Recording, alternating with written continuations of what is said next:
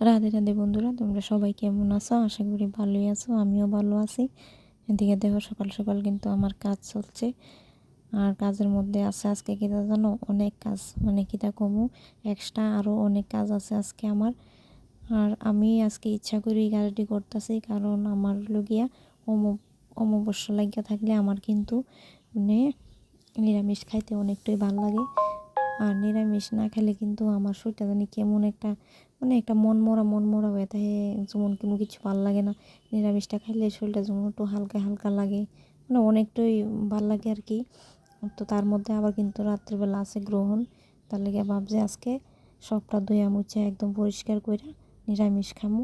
আর নিরামিষ খাইলে সবাই শরীরের দিকে একদিকে ভালো, আরেকদিকে হইল গিয়া যেহেতু গ্রহণ আছে, তার লেগে কিন্তু সব কিছু ধোয়াফালি করতেছি। আর এদিকে দেখো এত বাসন জমছে, রাত্রেবেলাও বাসন ধুইতে পারছি না। দিনের বেলা এত রৌদ্র উড়ে, রাত্রেবেলা মানে গরমের যন্ত্রণা, ঘুমান জানা। আর এদিকে রাত্রেবেলায় বৃষ্টি বৃষ্টি লেগে কিন্তু থাকে না কারেন্ট। আর কারেন্ট না থাকার কারণে কালকে কিন্তু বাসনপত্র কিছুই ধুইতে পারছি না। তো আজকে সবগুলো লইয়া একদম গেছি বেসিনে। আর আজকে কিন্তু ধোয়া ফালি আরও করুম, তোমরা কইতেছি। আর মানে তার লেগে কিন্তু বাসন আরও অনেকটাই হয়ে গেছে। রাত্রে যদি ধোয়াটা করে লাইতারি, তার লেগে কিন্তু মানে অনেকটাই বাসন কইমা থাকে। কিন্তু না, কারেন্টটা ছিল না দেখে আর ধুইতে পারছি না। আর এদিকে দেখো সবচেয়ে বিরক্তকর জিনিস যেটা আমার, মশারি ফালানি। কারেন্ট থাকে না, মশা কামড়া, কি পোক জানি কামড়া। রাত্রেবেলা মশাওই না কি তা বুঝি না কিছু, মশারি ফালাইলো কামড়া, সারা রাত্র আমার ঘুম হয়েছে না। তাহলে দেখো মশারিটা ফালাইছিলাম।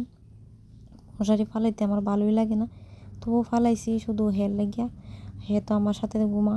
আর চুলো খোলা পরে মশা কামড়ালে তো জানো অনেক কিছু হইতে পারে, তাহলে কিন্তু মশারিটা ফালানো হয়েছে। আর এক্ষণে এটা গুছাইতে আমার অনেকটাই সময় লাগবো। আর আমি মশারি খাটের মধ্যে জমায় রাখি না, আমার ভালো লাগে না, গুছাই একদম ভিতরে রেখে দিই, ড্রয়ারে রেখে দিই। এই হলো আমার কাজ, যেটা আমার এক্সট্রা কাজ করুন লাগে। এই গরম রৌদ্র থাকে না, কারেন্ট, যা যন্ত্রণা, আর কইয়া লাভ নেই। দেখো বাইন জ্বালাইছি এটারে, এখন কিন্তু আমি এটারে রাখা দেবো। আর রাখা দিয়ে ঘরটা কিন্তু একদম ক্লিয়ার করে ভালো করে পরিষ্কার করে লইছি।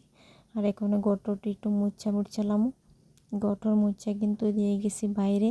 দেখো ওইদিকে বাইরের অবস্থা, মানে কেটা কমু, এই জায়গাটা এত নোংরা হয়ে রয়েছে, টেবিলটা আবর্জনা একদম বইরা রয়েছে। তো ভাবলাম এটা একটু পরিষ্কার করি, কালকে আবার একটু ভাবছি বই পড়ামু।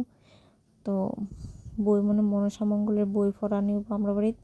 তো বাসনপত্র দেহ আস্তে আস্তে ধুইয়া লাইতাছি, তারপরে এই জায়গাটা একটু পরিষ্কার করুম, লিপা কিন্তু নিরামিষে রান্না করুম স্নান টান করে। তো আজকে অনেকটাই কাজ, আর সবটাই আমার একা হাতে করণ লাগতেছে। আমার তো আর কেউ নাই যে কইরা দিব। ছেলে গেছে গা স্কুলে, আর বড় মশাই গেছে গা বাজারে। তো এই জায়গাটা মানে ঝাড়ু দিমু, আর উড়ানটাও ঝাড়ু দিমু। দেহ এত পরিমাণ রৌদ্র, মানে কিতা কমু, আর ভাল লাগে না। রৌদ্রটা দেখলে আমার মাথাটা জানি কেমন হয়ে যায়।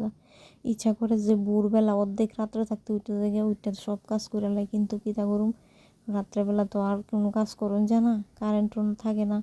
দেখো আর এদিকে আছে একটা গোয়াম গাছের পাতা, তারপরে পাইকে পাইকে পড়তেছে। তোমরা তো জানোই ওখানে গোয়ামের সিজন।